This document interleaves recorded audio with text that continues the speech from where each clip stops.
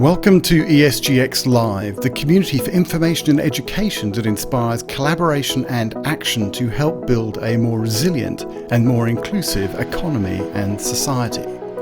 This week we're exploring what you can do to green your retirement plan, and indeed to green your retirement more broadly.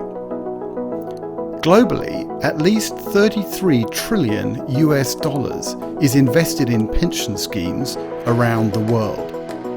Whilst the USA has the largest set of pension schemes in absolute terms, countries like Australia, Belgium, Canada and Denmark have larger pools of savings relative to the size of their economies, and there is plenty we can learn from them.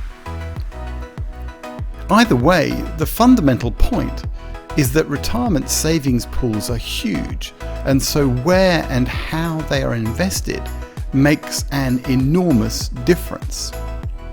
Also, they are, at least in theory, focused on generating reasonable inflation-protected returns over the long term, so their investment criteria should be well aligned with supporting long-term sustainable economic growth and social prosperity. But how are these pools actually invested in real life? How can you make your own retirement plan fossil-free or more sustainable in broader terms or more impactful?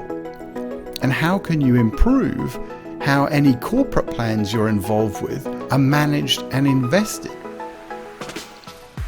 2020 has been a tumultuous year, from shocking bushfires in Australia to extreme summer weather conditions in the far north of the planet, to further examples of pollution running through our food supply chains, to the global COVID-19 health crisis and the dramatic economic contraction it has caused and will continue to cause around the world, and of course ever greater polarization of wealth. Almost everywhere you look, there are clear signs that the rules by which we've made economic and financial decisions and run our societies are not working as well as we might have hoped. The point is that there are better ways to invest, and these can and should indeed deliver better overall returns and lower risk. Now, as always, we'd like this discussion to be as interactive as we can make it, and indeed as you can make it. So as we count down to the hour, please take a moment to introduce yourself and your particular interests using the chat function at the bottom of the screen. You can also share your own perspectives here and any useful resources that you may know of.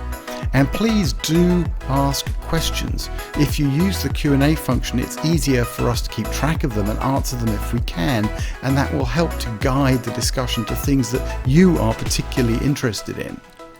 One thing that's weighed on my mind over the years is the fiduciary responsibility of trustees to address questions of sustainability. If you're risk averse, I'd have thought the risks we're talking about here were pretty hard to ignore.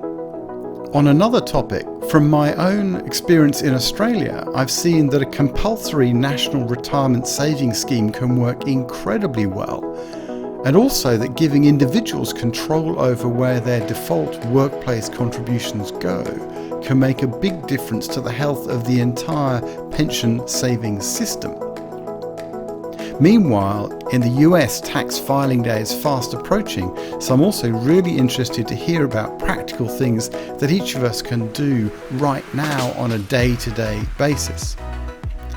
To bring all these opportunities to life, we have a fabulous group of guests joining us, including Megan Morrice from EQUIS and Values Investor, Doug Lynham from Longview Asset Management, Judy from Mars Financial Consulting, Brian McConnell from the Natixis Investment Managers, Mara Bunn from Australian Ethical Investment Managers, and who's also involved in a range of other companies in water, sustainable energy and conservation, and Chad Spittler from Third Economy. Thank you all for joining us from around the world, and we very much look forward to the discussion.